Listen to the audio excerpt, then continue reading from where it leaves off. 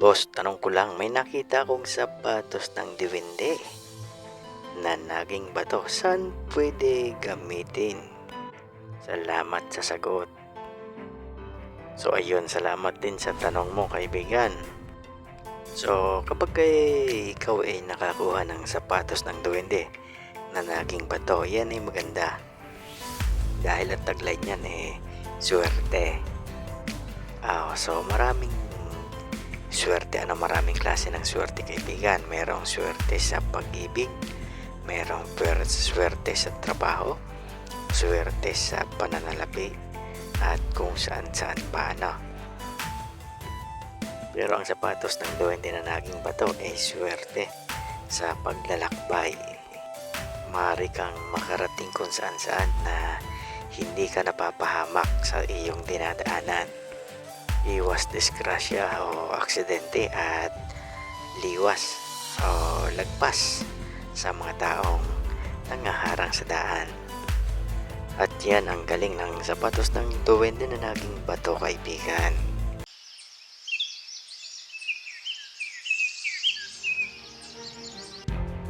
Kumusta mga kaibigan? Welcome back na naman sa ating munting channel.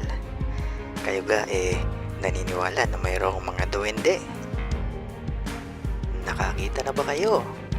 So syempre sa mga hindi nakakakita ng duwende, sasabihin wala At sasabihin pa nila, tanda-tanda mo na, naniniwala ka pa diyan. Pero alam nyo mga kaibigan, ang duwende kasama sa mga nilikha ng Diyos na hindi nakikita. So sila yung mga nilalang na hindi basta-basta nagpapakita, lalo na kung ayaw nila magpakita sa iyo, pero nakikita ka nila. Kahit nga ikaw nag-CCR, nakikita ka nila kahit hindi mo sila nakikita So kadalasan sila naninirahan sa mga punso na kapag pinaklas ninyo wala kayong makikita duwende, sapagkat ang makikita ninyo reyna ng langgam na malaki. Ganon din sa mga matatanda at malalaking punong kahoy. Halimbawa na lang puno ng balete. So mayroon pa silang isang tahanan yung lagusan din yun yung sinabi ko na dati na parang nakatindig lang na lupa na may mga bintana. So sila nga mga kasamahan ng mga nilalang na hindi basta-basta nakikita ng pangkaraniwang mata, at ang nakakakita lang yung mga third eye at yung mga taong gusto nilang pagpakitaan. So halimbawa kayo maraming pumunta sa mga liblib na lugar o kagubatan. Halimbawa kayo sampaw, tapos maaaring ang makakita lang sa kanya isa lang sa inyong kasamahan, at kahit itinuturo sa inyo hindi ninyo makikita ng inyong mga ordinaryong mata. So maaaring makadama kayo ng takot kung kayo matatakotin, o kaya naman masasabi nyo sa kasama ninyong nakakita na nababaliw na.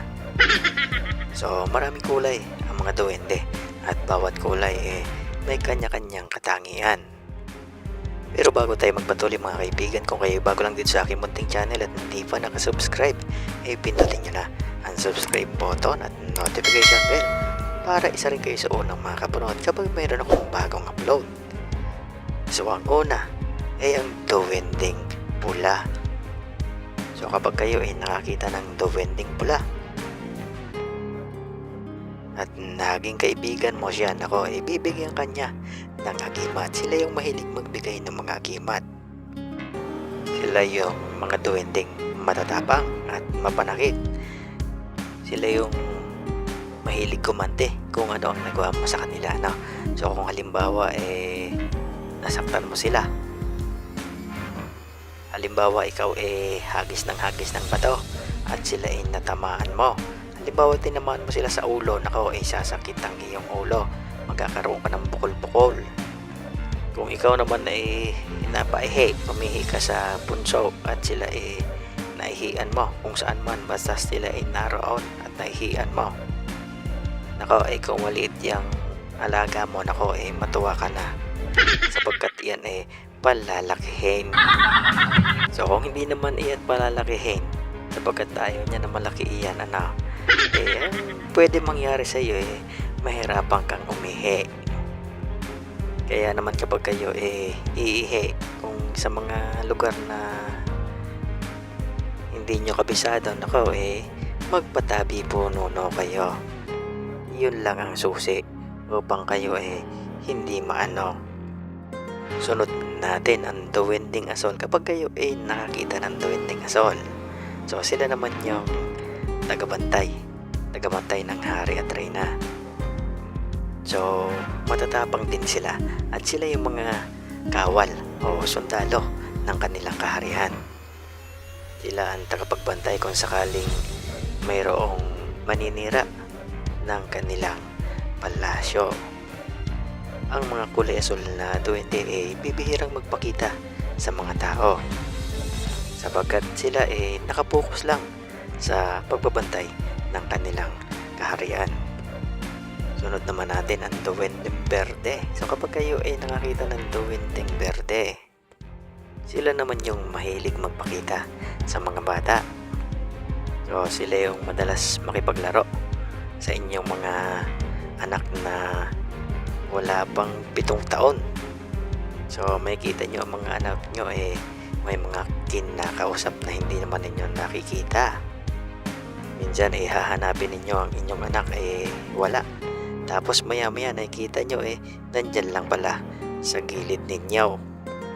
So ang mga green na duwende, kapag naging kaibigan ninyo maaaring imaman kayo sapagkat kayo siswertehin sa anumang sugal. Sila rin yung mga duwendeng nagtuturo kung saan gamit ang mga halaman bilang gamot. Minsan may ugali silang may pagkasuplado kapag inyong tatawagin. Sunod natin ang duwendeng itim. Sila yung mga maloloko na duwende. So sila yung pinakamasama sa lahat ng duwende. Bukod sa kanilang hitsurang masama, ang ugali rin nila masama. Kaya naman all in all sila masasama. Sila yung mga duwending mga mapanlin lang. At kapag kinaibigan ka niya, isasama ka niya.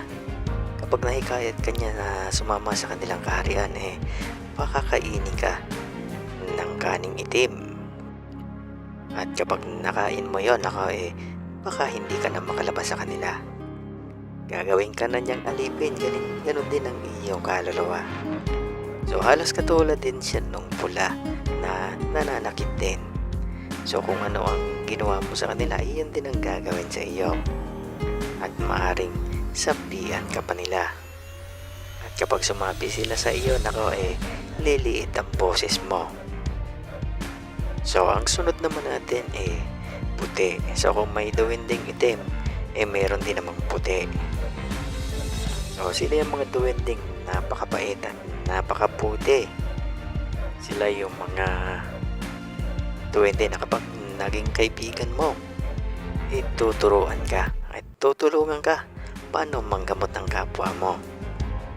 So kaya nilang pagalingin ang mga sakit-sakit na gawa ng mga nilalang na hindi nakikita ng ordinaryong mata. Ganon din ang mga sakit-sakit na gawa ng mga mangkukulam at mambabarang. Kapag sinabi mo sa kanyang kaibigan, pagalingin mo iyang ating pasyente na ora-orada, gagaling yan. Basta yan gawa ng mga nilalang na hindi nakikita na. Sunod naman natin ang duwending dilaw. Ang mga duwending dilaw naman sila yung mga tagamasid sa paligid ng kaharian. Yung sila yung mga espiya. At kapag may nakita silang kakaiba, agad nilang sasabihin iyon sa mga sundalo. Mayroon silang malakas na pangamoy at pangrinig.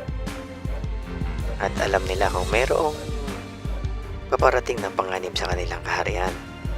Sila rin yung mga duwending madaling magpaamo ng mga hayop at sila yung mga duwending nakikita nyong nakasakay sa mga hayop.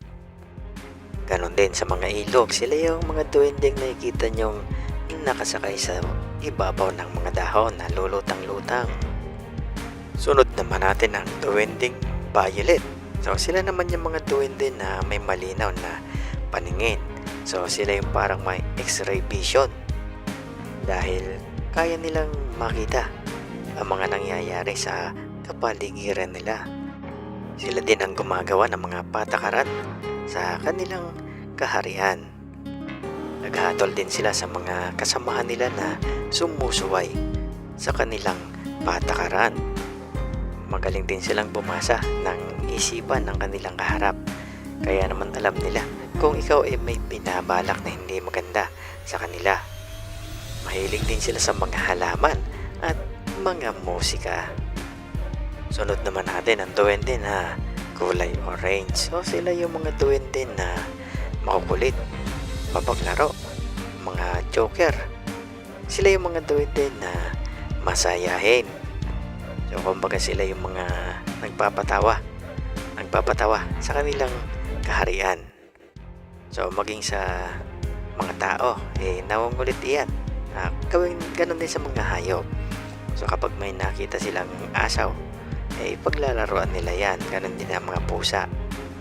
So kapag nakita mo na ang aso mo umigtad at wala namang sumusundot sa kanya, nilalaro iyan ng duwending orange.